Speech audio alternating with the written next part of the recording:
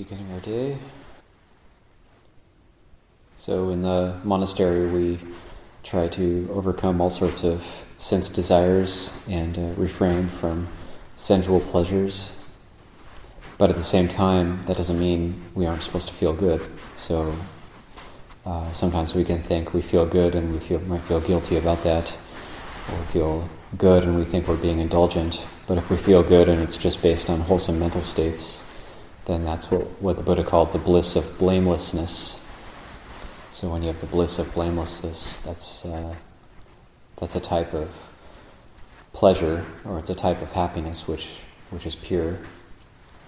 So that kind of thing can happen when we have dana parami, when we do good deeds, or when we cultivate patience, or we undertake service. There was a study done one time about the service industry that people who are in positions that are in like service jobs tend to are less likely to become depressed. And, so I thought that was very interesting. Or it's like Ajahn Sumedho saying, like, whenever I think about myself, I get depressed. And he doesn't have much to be depressed about. But it's just that idea of like that self-focus can be very depressing. It's never good enough. It's never going to meet the ideal. Or if we're narcissists, it can be depressing for others to see. And but more likely the tendency in the monastery is to get self-focused with self-criticism or self-judgment.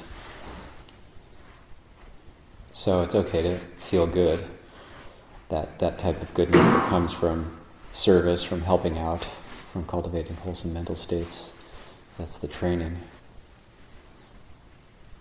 And it also doesn't mean we're, walking around all the time with, a huge smile or a huge grin. We don't need to do that either. That's happened before in the monastery and can be quite unsettling for people. And but it's just that internal deep happiness.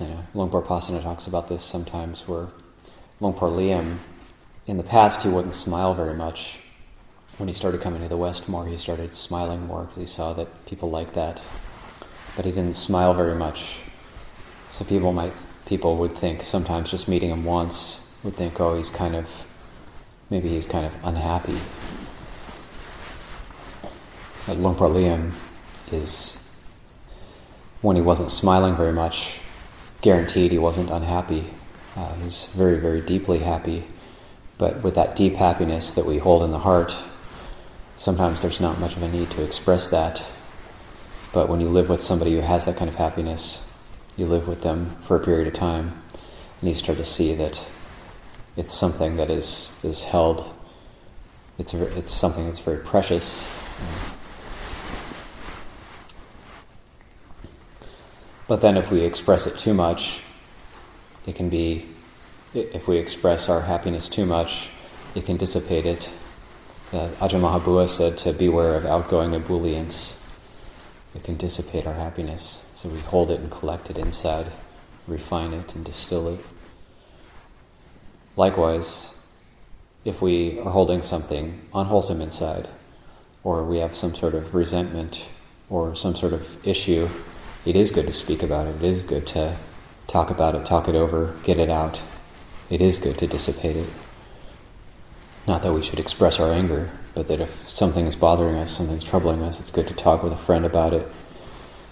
Even if it's something like venting, it's